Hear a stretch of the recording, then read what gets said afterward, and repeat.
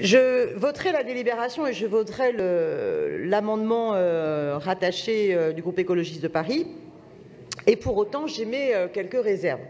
Je pense qu'il est essentiel de se doter d'un outil, l'organisme de foncier solidaire parisien, pour lutter contre la spéculation immobilière et, en dissociant le bâti et le foncier, organiser finalement un encadrement à la vente pour empêcher la revente à plus de 5 000 € le mètre carré, comme cela vient d'être explicité, puisqu'on voit bien les pratiques parisiennes, comme Jérôme Glaise vient de le dire, on rachète avec ce que l'on vend, voire on vend pour pouvoir racheter, et on est dans une spirale de spéculatif par cette méthode-là.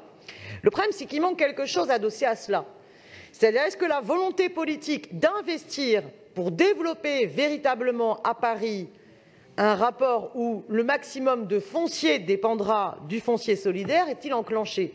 Est-ce qu'à Paris, on se dit qu'il faut conquérir une marge de plus en plus importante de foncier qui dépendent soit de logements publics, logements sociaux ou loyers libres, vis-à-vis du privé spéculatif, et augmenter la part foncier solidaire dans la partie, entre guillemets, qui resterait non sociale, non privée. Or là, on touche au vrai problème de fond qui est celui du débat budgétaire. Tant que la ville de Paris se vante et considère comme une fierté d'en rester à moins de 38 années d'emprunt à rembourser, quand la contractualisation de Macron lui impose d'ailleurs pas d'aller à ce point-là, mais lui impose 12 ans, eh bien on est dans une logique où la ville de Paris, la première, joue de ce jeu-là. Parce que vous l'avez bien dit d'ailleurs à la Chapelle-Charbon, qu'est-ce que la ville fait? Eh bien, elle fait une opération dans laquelle elle fait en sorte que la part du privé va autofinancer les parcs et jardins, les équipements publics et le logement social. On sait pertinemment que dès 2001, la réhabilitation des quartiers populaires s'est traduite par je préempte 3 immeubles, il y en a 3 immeubles qui étaient des immeubles qui accueillaient du logement social de fait, on va dire, à des bas loyers, mais qui pouvaient être des marchands de sommeil.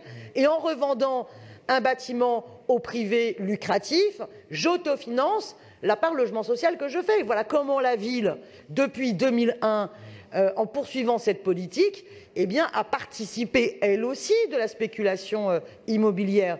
10 000 € de mètre carré, on n'y est pas arrivé comme ça, bien évidemment, que la spatialisation du capitalisme fait que la financiarisation de la ville n'est pas uniquement l'impact de nos politiques publiques, mais enfin on a complètement suivi le mouvement. Les politiques municipales des 3 mandatures ont accompagné le mouvement spéculatif et de gentrification. Parce que justement, dans la logique de l'autofinancement, la ville en premier rachète avec ce qu'elle vend, et vend pour pouvoir racheter. Et les opérations Réinventer Paris, elles procèdent de quelle logique? Elles procèdent de cela. On revend du foncier pour pouvoir autofinancer. Et à chaque fois qu'on s'oppose sur un bon nombre de projets,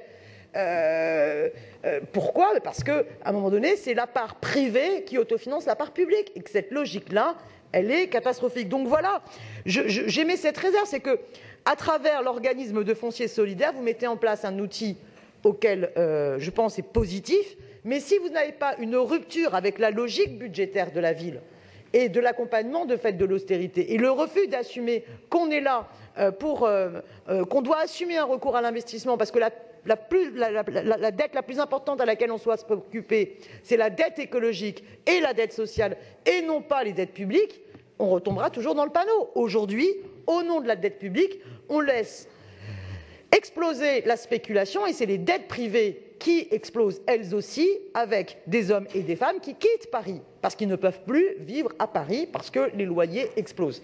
Donc je soutiens cette délibération et l'amendement, mais tant que la volonté politique de rompre avec ce carcan budgétaire ne sera pas au rendez-vous, cet outil ne répondra pas à ces objectifs. Je vous remercie.